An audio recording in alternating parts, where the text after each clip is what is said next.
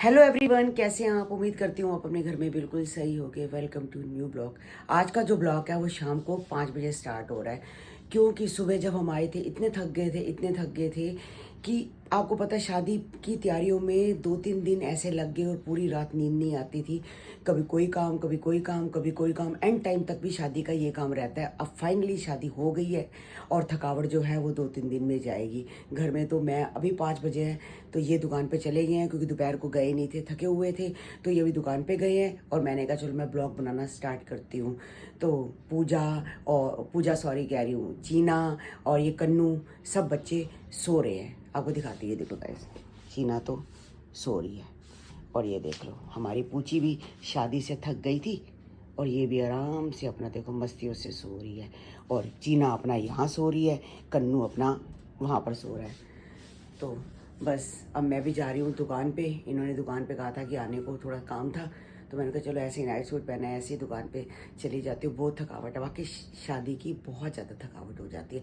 कितनी देर तो ये मेरे साथ लगे रहे, सारा घर का काम, मतलब घर का काम नहीं, ये समेटा समेटी में, जैसे सूट उतारा, सूट को लपेटो करो, ये ज्वेलरी उतारो, इधर रखो उधर रखो। आपको पता है काम, बहुत ज़्यादा काम हो जाता है। और मुँह देखो मेरा कैसे हो गया, मैं काजल लगाती नहीं हूँ ना, तो ये बहुत ज़्यादा काला काला सा मुंह हो रखा है। अभी मैंने बिंदी लिपस्टिक लगाई है, धीरे धीरे अपने आप ये सेट। दोपहर को खाने में मैंने कुछ भी नहीं बनाया था, क्योंकि हमारी मूंगी मसरा की दाल और चावल जो मैं कल सुबह बना के गई थी वो वैसे ही पड़े हुए थे, तो वही गर्म किए। चीना, मैंने और इन्होंने, हमने वही खाए हैं। तो बस टाइम पास हो गया। शुक्र है वो सब्जी पड़ी हुई थी, नहीं तो बिल्कुल बनाने की गाइस शादी से अगले दिन बिल्कुल किसी की हिम्मत नहीं होती।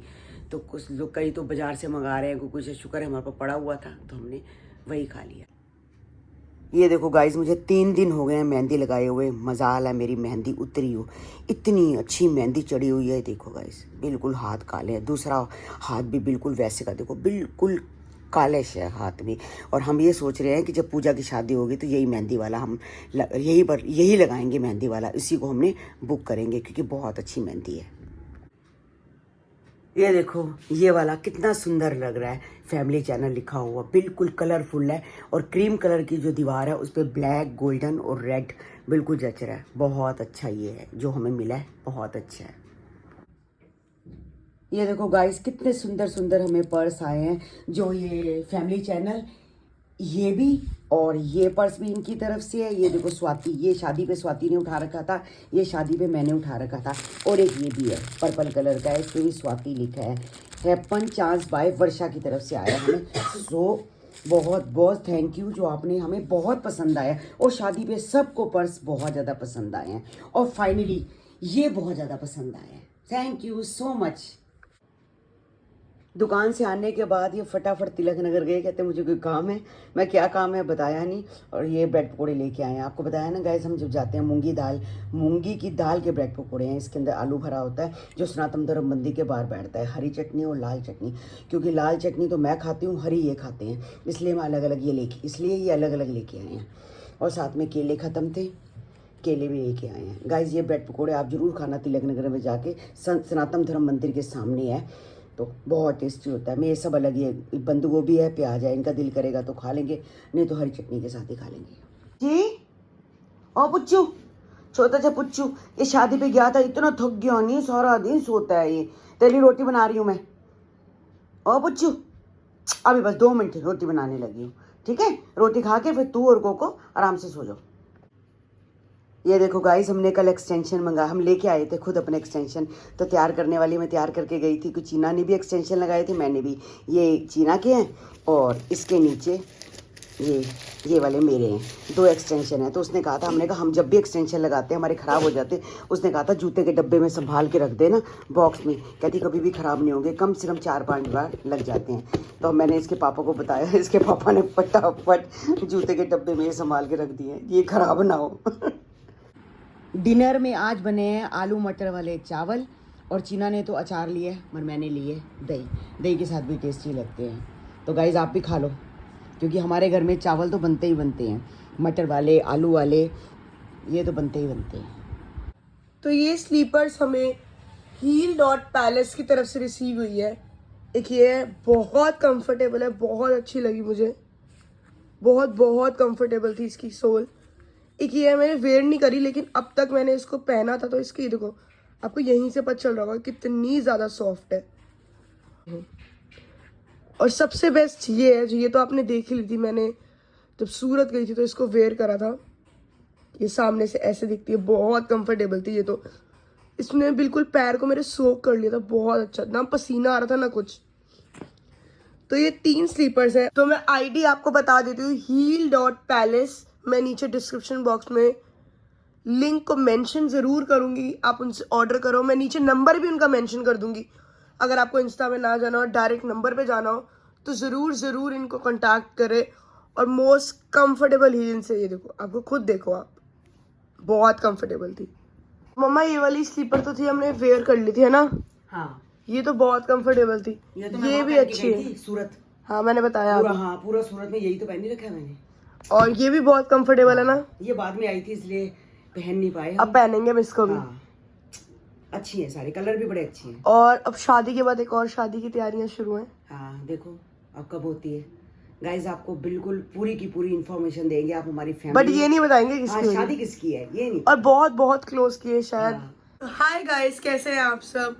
तो मुझे बहुत बहुत प्यारे कमेंट, थैंक यू, दिल से थैंक यू। मतलब सबने बोला आप डॉल लग रहे हो, आप बहुत प्रिटी लग रहे हो, आपकी ड्रेस बहुत प्रिटी लग रही है। और मतलब ये ना कॉम्बिनेशन होता है। पहली बात तो जो मेरी हेयर, मतलब जो मेरी मेकअप आर्टिस्ट है सुगंधा, उतना प्यारा मेकअप करा उसने, इतना प्यारा। मुझसे छोटी थी, मतलब लगा लो 22 साल की थी वो। हाँ, उसने बहुत प्यारा मेकअप करा। हर एक चीज़ ऑन पॉइंट थी, चाहे वो लाइनर हो, चाहे वो लिपस्टिक हो, या कुछ भी हो, मतलब चीज़ें कहीं से भी खराब नहीं थी। उसके बाद वो एंड तक, रात तक ना मेकअप वैसे ना वैसे सेम, मतलब कुछ भी खराब नहीं, ना कोई लाइन आई। ये कह रही है मेरा अभी भी नहीं उतरा। क्या तो ना कोई लाइन आई, मतलब जैसे रिंकल लाइन आती है, मेरी ना एक स्माइल लाइन आ रही थी, उन्होंने बोला आपकी स्माइल लाइन आती है, फिर उन्होंने फिर से वो चीज़ ठीक करी।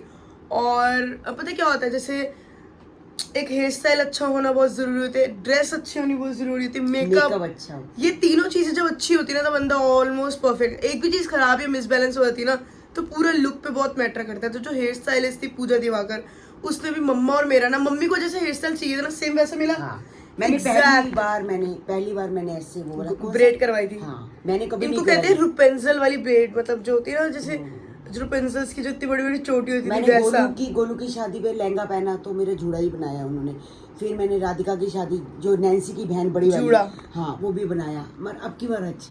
तो मेरे को ना एक चीज़ बहुत डाउट था कि मेरे ना फेस थोड़ा चबगी, मतलब थोड़ा हेल्दी है, तो मेरे पे पोनी टेल ऊपर तक अच्छी लगेगी नहीं लगेगी। तो उन्होंने मेरी पोनी टेल करी और लिटरली इतनी वो प्यारी लग रही थी ना। मेरे पे ना ये था कि फेस पे आगे जब तक बाल नहीं आते ना तो हैवी लगता है, लेकिन सिर्फ एक फ्लिक थी आगे, और बहुत बहुत ही प्यारी लग रही थी मैं ना नीचे ना, मतलब यहाँ पर शॉर्ट्स डालूंगी कल, जब तक ये वीडियो मतलब जब तक ये वीडियो लाइव होगी उससे पहले शॉर्ट्स डल चुके होंगे जो उन्होंने हमारी बनाई थी। मैं यूट्यूब पे वो शॉर्ट्स डालूंगी ज़रूर, मम्मा और मेरे, आप एक बार देखना। मेकअप बहुत बहुत प्यारा था और ऑन पॉइंट था। तो thank you so much Sugandha and Pooja, हमें डॉल्ड अप करने के लिए, और आगे भी हम लुक फॉरवर्ड करेंगे आप ही से मेकअप कराने के लिए। और गाइस प्लीज़ प्लीज़, मैं फिर बोल रही हूँ, जिसको मेकअप कराना है वो पानीपत रहते हैं कोई दिक्कत नहीं, लेकिन प्लीज़ पानीपत, सोनीपत, दिल्ली, गुड़गांव, जितने भी आसपास के हैं, तो उनसे प्लीज़ एक बार मेकअप कराएं। लिटरली आप, मुझे लगता है फॉर लाइफ उनको बुक कर लेंगे, है ना? ये तो है। मुझे ना एक कमेंट आया हुआ था कि आंटी जी क्या बात है, गोलू को नहीं बुलाया।